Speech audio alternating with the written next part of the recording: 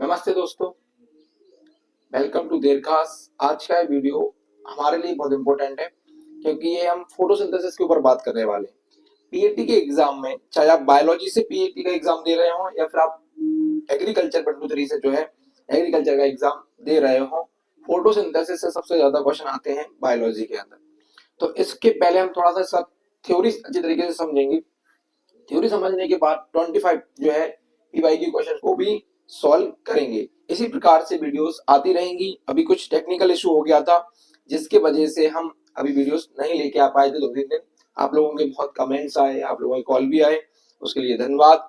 बाकी आप ये मान लीजिए कि अब हम लगातार पढ़ाई करने वाले हैं, ठीक है ना। तो वीडियो स्टार्ट करते हैं। सबसे पहले हम समझेंगे कि जो इंट्रोडक्शन है फोटोसिंथेसिस का वो क्या है। तो हमने यहाँ पे दोनों ही स्लाइड यूज की हैं, हिंदी और इंग्लिश, यानी कि आप कोई से भी लैंग्वेज से हो आपको दिक्कत नहीं आएगी। अगर आप देखेंगे यहाँ पे, देखो यहाँ पे लिखा हुआ है प्रकाश संश्लेषण वह प्रक्रिया है जिसके द्वारा हरे पौधे यानी कौन, ग्रीन प्लांट, सूर्य के प्रकाश की सहायता से अपना भोजन बनाते हैं, अपना भोजन बनाते हैं। Photosynthesis is the process by which green plant make their own food using sunlight। Sunlight की मदद लेके जो है पौधे अपना भोजन बनाते हैं, उसको हम बोलते हैं फोटोसिंथेसिस, है ना। और इसमें ग्रीन पार्ट का बहुत ज्यादा अहम रोल होता है और उससे सबसे ज्यादा क्वेश्चन पूछे जाते हैं, तो उसको हम आगे जाके समझने वाले हैं। अगर आप चाहें तो आप ऐसे भी समझ सकते हैं कि हरे पौधे सनलाइट की हेल्प से, ठीक है ना, अपने लिए जो खाना बनाते हैं, अपने लिए जो खाना बनाते हैं किसकी प्रेजेंस में या किसकी हेल्प लेके, तो क्लोरोप्लास्ट की हेल्प लेके, उसको हम जो है फोटोसिंथेसिस बोल रहे होते हैं, ठीक है ना। आगे चलते हैं भैया, आगे चलेंगे तो आगे आपको यहाँ पे देखिएगा फोटोसिंथेसिस का इक्वेशन। क्या देखेगा? इक्वेशन देखिए जरा। अब दोनों ही इक्वेशन एक ही है, बस एक बार लाइट लिखा हुआ है, एक बार हमने, क्योंकि बच्चे क्या होते हैं ना, ये बोलते रहते हैं कि सर हमारे लिए अलग लिख दिया करो हिंदी वालों के लिए, तो मैंने इसमें लाइट लिख दिया, ठीक है ना। यहाँ पे एक चीज और लिख लेना, उसका नाम है क्लोरोफिल, क्लोरोप्लास्ट या क्लोरोफिल। क्या लिखोगे? क्लोरोप्लास्ट। अब होता क्या है कि प्लांट एनवायरमेंट से CO2 लेता है, उसके बाद जड़ों के द्वारा वाटर ले लेता है, वाटर ऑब्जर्व कर लेता है, सनलाइट उसके पास आ जाती है, उसके बाद वो हेल्प लेता है क्लोरोफिलास्ट। किसकी हेल्प लेता है? क्लोरोफिल की। क्लोरोफिल की हेल्प लेके वो अपने लिए क्या बनाता है? ग्लूकोज बनाता है। इसका फॉर्मूला याद रखना, ग्लूकोज का C6H12O6 होता है। साथ ही साथ एनवायरमेंट में जो है वो ऑक्सीजन रिलीज हो जाती है। इसी पूरी प्रोसेस को बोला जाता है फोटोसिंथेसिस, यानी कि पौधे एनवायरमेंट से क्या ले लेते हैं? CO2 ले लेते हैं, पानी ले लेते हैं, जो ग्रेविटेशनल वाटर है वहां से पानी ले लेते हैं, सनलाइट की प्रेजेंस में क्लोरोफिल की हेल्प से अपने लिए जो भोजन बना रहे हैं, भोजन क्या है? ग्लूकोज है ना, कार्बोहाइड्रेट है, वो बना लेते हैं और एनवायरमेंट में जो है CO2 रिलीज कर देते हैं। इस प्रोसेस को जो है हम क्या बोलते हैं? इस प्रोसेस को हम फोटोसिंथेसिस बोल रहे होते हैं। ये पूरा का पूरा इक्वेशन भी आपको याद रखना है कि भी ये काम में आएगा और आगे हम इसको तरीके से और डिटेल में समझने वाले हैं। देखिए जरा, इसके बाद आगे आप चलोगे तो आपको देखने को मिलेगा, आगे चलेंगे तो यहाँ देखने को मिलेगा आपको साइड ऑफ क्लोरो, जो फोटोसिंथेसिस है उसके बारे में। तो पौधे जो होते हैं ना, कोशिकाओं के क्लोरोप्लास्ट होता है, क्लोरोप्लास्ट में ये प्रोसेस होती है, यानी कि हमने बोला ना किसकी मदद से कर रहे हैं, तो क्लोरोप्लास्ट में ये प्रोसेस होती है। हम आपको समझा देते हैं क्लोरोप्लास्ट क्या होता है। तो क्लोरोप्लास्ट एक ऐसा एक थैला होता है, इस थैले के अंदर जो है लिक्विड भरा होता है। क्या होता है? लिक्विड भरा होता है। इसके अलावा कुछ गिर्रियां जमा होती हैं, इस प्रकार से कुछ गिर्रियां जमा होती हैं। इन गिर्रियों को बोला जाता है थैलेकॉइड्स। क्या बोला जाता है? थैलेकॉइड्स। और इन थैलेकॉइड्स का जो ग्रुप होता है, थैलेकॉइड्स का जो क्या होता है? ग्रुप होता है पूरा, इसको बोला जाता है ग्रेना। इसको क्या बोला जाता है? ग्रेना। और जो लिक्विड पार्ट दिख रहा है आपको, इसको बोला जाता है स्ट्रोमा। इसको क्या बोला जाता है? स्ट्रोमा। तो ये स्ट्रोमा होता है, ग्रेना होता है, थैलेकॉइड्स होते हैं। एक थैलेकॉइड्स के ऊपर छोटी छोटी संरचनाएं होती हैं, वो लगे होते हैं, बारीक बारीक कण लगे होते हैं। इनको बोला जाता है कॉन्टासोम। इनको क्या बोला जाता है? कॉन्टासोम। यही जो है ये सनलाइट को जो है सोलर एनर्जी को जो है केमिकल एनर्जी में चेंज कर देते हैं, जिसके थ्रू प्लांट अपना भोजन बना पाते हैं। ये बात आपको समझ में आ रही है? चलिए आगे चलते हैं। चलिए लाइट रिएक्शन। तो अब क्या होता है, फोटोसिंथेसिस दो प्रकार का होता है, एक डार्क रिएक्शन होता है, एक लाइट रिएक्शन होता है। लाइट रिएक्शन की अगर हम बात करें तो लाइट जो रिएक्शन होती है, लाइट रिएक्शन को ही जो है हम हिल रिएक्शन बोलते हैं। क्या बोलते हैं? हिल रिएक्शन बोलते हैं। और ये दोनों ही प्रोसेस जो है वो जो होता है क्लोरोप्लास्ट होता है उसके अंदर हो रही होती है। एक स्ट्रोमा में होती है, एक ग्रेना में होती है। तो इनको हम अच्छी तरीके से समझ लेते हैं। तो देखिए जरा, यहाँ पे लिखा हुआ है take place in thylakoid membranes, है ना। एटीपी एनडीपीएच आर फॉर्मेड, यानी कि थैलेकॉइड झिल्ली में होती है हिल रिएक्शन या लाइट रिएक्शन, एटीपी और एनडीपी बनाते हैं। अब मैं आपको समझा देता हूं क्या होता है। जैसे हमने थोड़ी देर पहले समझा था, ये क्या है, एक क्लोरोफिल की थैली है, इसके अंदर कुछ ऐसे करके गिर्रियां जमी हुई हैं। इन गिर्रियों को ही हम क्या बोल रहे हैं? थैलेकॉइड्स बोल रहे हैं। क्या बोल रहे हैं? थैलेकॉइड्स। अच्छा, एक ग्रुप ऑफ थैलेकॉइड्स होता है ना, इसको बोला जाता है ग्रेना। इसको क्या बोलते हैं? ग्रेना। तो अगर आपसे पूछता है कि हिल रिएक्शन या लाइट रिएक्शन जो है फोटोसिंथेसिस की कहां पे होती है, तो ग्रेना भी ऑप्शन में आ सकता है और थैलेकॉइड्स भी ऑप्शन में आ सकता है। तो आप दोनों में से जो भी आंसर करेक्ट लगेगा आपको वहां पे, यानी कि या तो ग्रेना होगा या थैलेकॉइड्स होगा, दोनों साथ में नहीं होगा। तो अगर ग्रेना है तो ग्रेना को आंसर देंगे, थैलेकॉइड्स है तो थैलेकॉइड्स को ही आंसर दे रहे होंगे। तो थैलेकॉइड्स की जो झिल्ली होती है, इनमें थोड़े छोटे बिंदु लगे होते हैं, ऐसे एक डॉट डॉट डॉट डॉट चिपके होते हैं। इनको बोलते हैं हम क्वांटासोम। क्या बोलते हैं? क्वांटासोम। ये क्वांटासोम्स जो हैं यही होते हैं फोटोसिंथेसिस की यूनिट। क्या होते हैं? Unit of photosynthesis. वो कौन है? क्वांटासोम है। इसको लिख लेना, याद कर लेना, ये क्वेश्चन बनेगा पेपर में कि फोटो यूनिट ऑफ फोटोसिंथेसिस क्या होता है, तो क्वांटासोम्स होता है।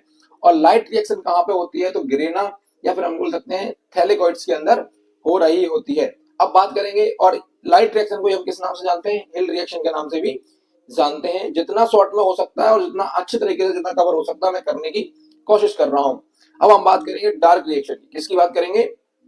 डार्क रिएक्शन को, इसको हम केल्विन साइकिल बोलते हैं। क्या बोलते हैं? Calvin cycle. तो आपको पता होना चाहिए केल्विन साइकिल क्या होता है और कहाँ होता है। अगर क्वेश्चन पूछता है तो केल्विन साइकिल जो है वो क्लोरोफिल के अंदर स्ट्रोमा में होता है। कहाँ होता है? स्ट्रोमा में। देखो मैंने कुछ देर पहले आपको बताया था, ये क्लोरोफिल है, एक क्लोरोफिल है, इसमें जो लिक्विड भरा हुआ है ये क्या है? यही जो है स्ट्रोमा है।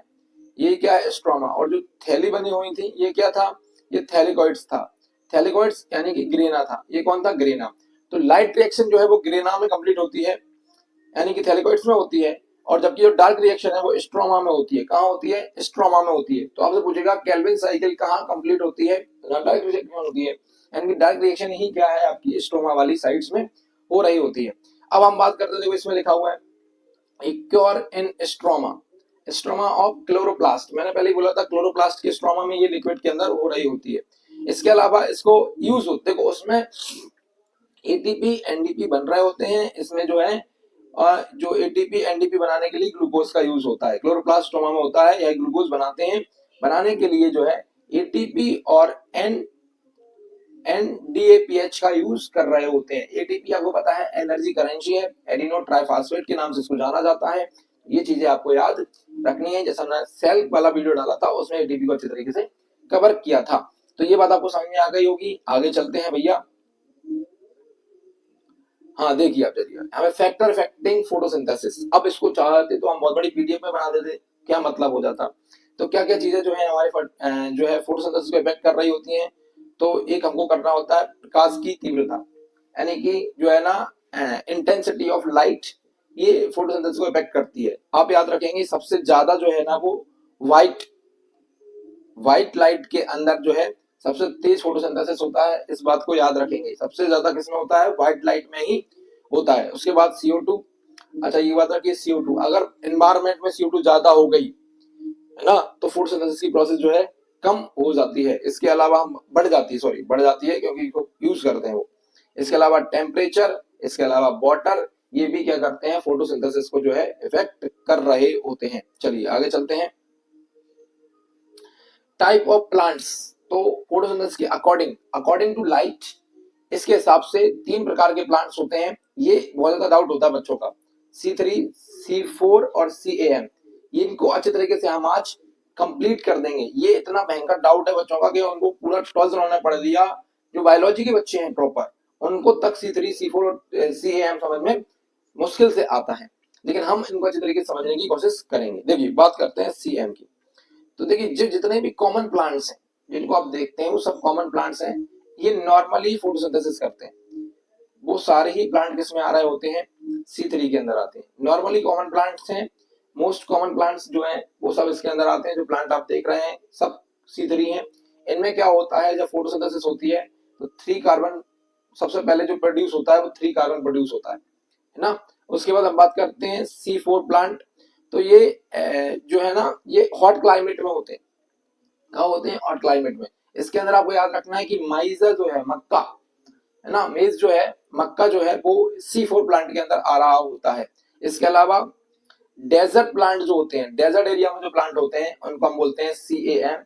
और ये जो है कैक्टस, कैक्टस इसका सबसे मोस्ट कॉमन एग्जांपल है। देखो ये बहुत बड़ा टॉपिक है, इसको इतनी जल्दी समझना पॉसिबल नहीं है, लेकिन फिर भी हमने इनको डायरेक्ट याद रखना है कि जो कॉमन प्लांट होते हैं वो C3 होते हैं। इनमें 3 कार्बन प्रोड्यूस होते हैं पहली साइकिल के अंदर। C4 की बात कर लेते हैं तो C4 में जो है मक्का आ रहा होता है और इनको हॉट क्लाइमेट की रिक्वायरमेंट होती है ना, इनको इफेक्ट करता है ना, बहुत जल्दी से। उसके अलावा CM जो होता है ये डेजर्ट एरिया वाला होता है, और इसको हम कैक्टस इसमें अपन एग्जांपल के थ्रू याद रख सकते हैं, क्योंकि एग्जांपल पूछ लेता है कौन सा प्लांट कौन से के अंदर आ रहा होता है। अब बात करते हैं इंपोर्टेंस ऑफ फोटोसिंथेसिस। तो फोटोसिंथेसिस का क्या इंपोर्टेंस है भाई, मुझे तुम खुद बताओ जरा।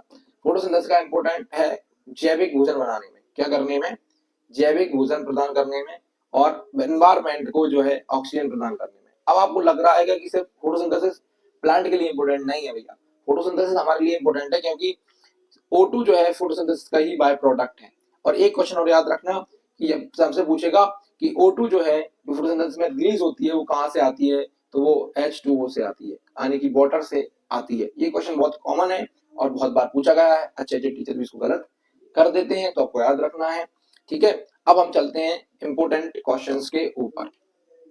ठीक है, चलिए इंपोर्टेंट क्वेश्चन के ऊपर चलते हैं।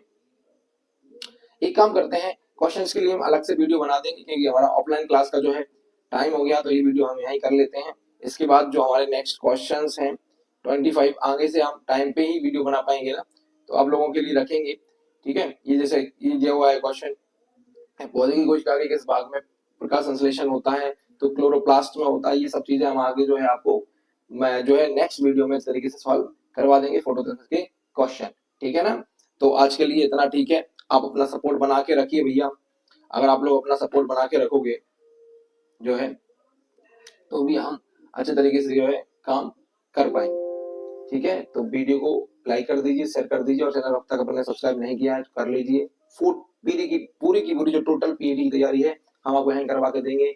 मैथ पूरा जो 5 इंपोर्टेंट टॉपिक होते हैं वो हम यहीं करवा देंगे।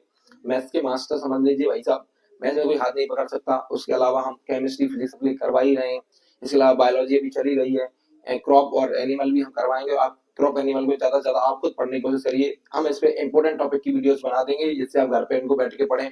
ठीक है ना, चलिए आगे मिलते हैं नेक्स्ट वीडियो।